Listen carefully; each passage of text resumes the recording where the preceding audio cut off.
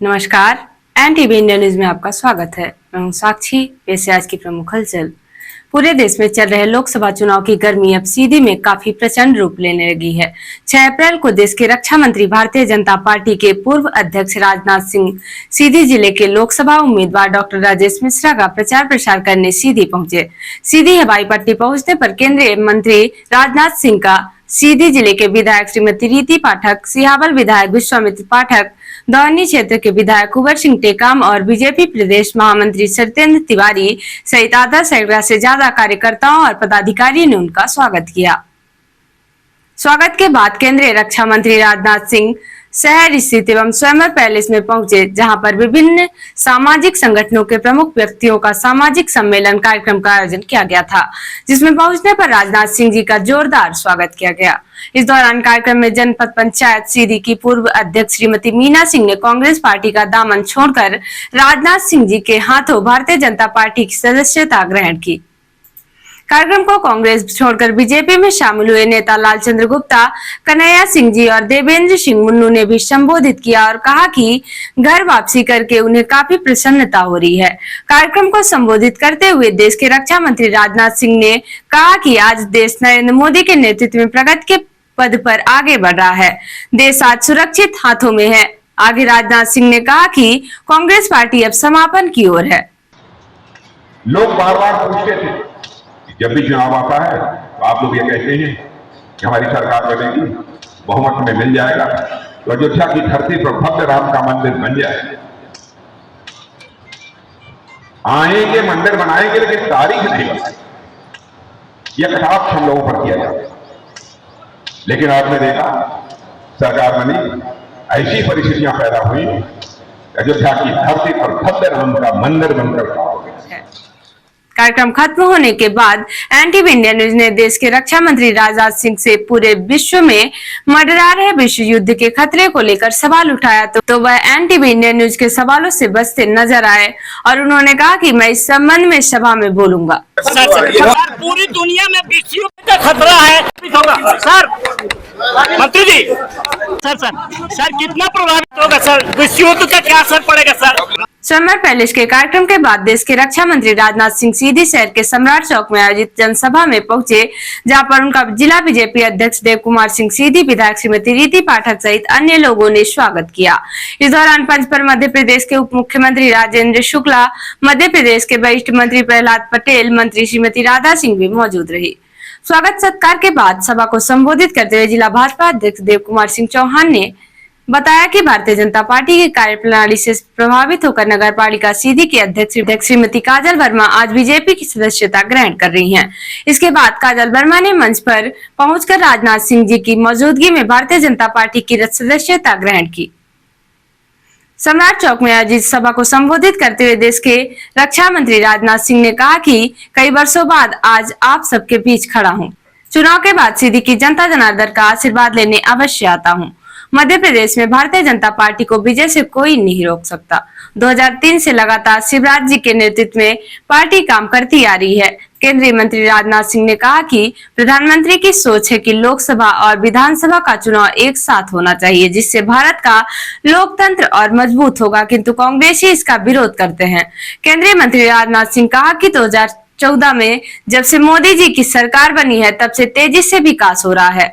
अर्थव्यवस्था के मामले में पहले 11वें स्थान में भारत था, अब दुनिया के देशों में हमारा भारत 5वें स्थान पर खड़ा हो गया है। केंद्रीय रक्षा मंत्री राजनाथ सिंह ने कांग्रेस सरकार पर भ्रष्टाचार के गंभीर आरोप लगाए।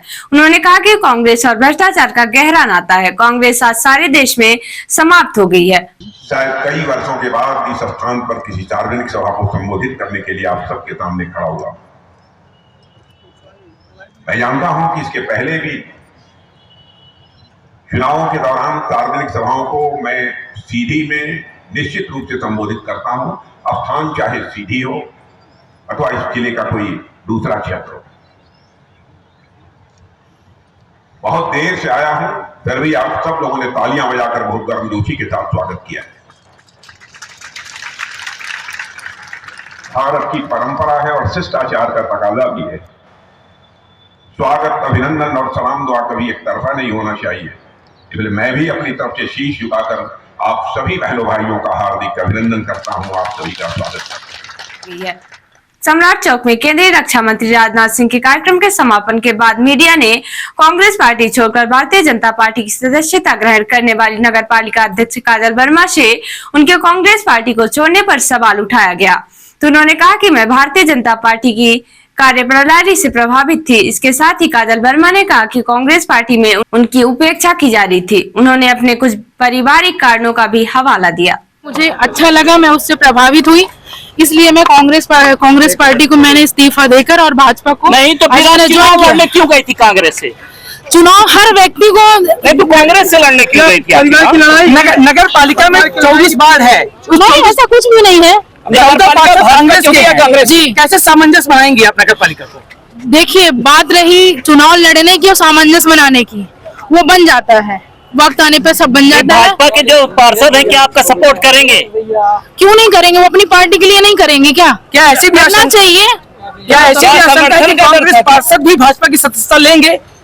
मैंने आपको बता दिया कि मैं उनकी जन कल्याणकारी कामों से प्रभावित होकर मैंने भाजपा को ज्वाइन आज किया है और मैं खुद ही कांग्रेस पार्टी में रहकर उपेक्षित थी, इसलिए राहुल भैया के रहते आप उपेक्षित थी?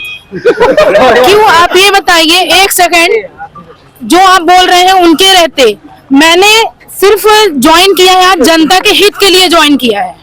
वो बाद में डजेंट मैटर की मेरे परिवार की लड़ाई थी या राहुल भैया कहने पे चुनाव लड़ने का अधिकार हर एक व्यक्ति को होता है। धन्यवाद।